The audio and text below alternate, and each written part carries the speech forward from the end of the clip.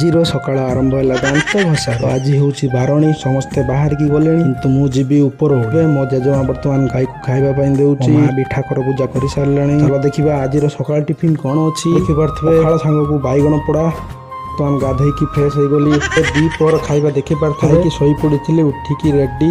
ଏବେ ଚାଲନ୍ତୁ ବାରଣୀ ଯିବା। ବ୍ଲଗଟି ଆଜି ମଜାଦାର ହବ, ଶେଷ ଯାଇ ନିଶ୍ଚୟ ଦେଖିବେ।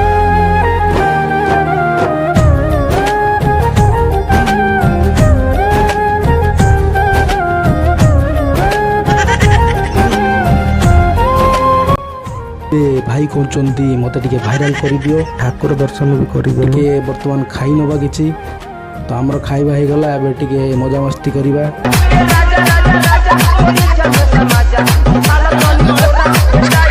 ଚାଲନ୍ତୁ ଭିତରକୁ ଯିବା। ଲୋକମାନେ ଖାଲି ଚଢ଼ା ଭଡ଼ା ଉତ୍ପାତ। ଯଦି ଆପଣମାନଙ୍କୁ ବ୍ଲଗଟି ଭଲ ଲାଗିଛି ତ ନିଶ୍ଚୟ ଲାଇକ୍, ସେୟାର, ସବସ୍କ୍ରାଇବ କରିକି ଯିବେ।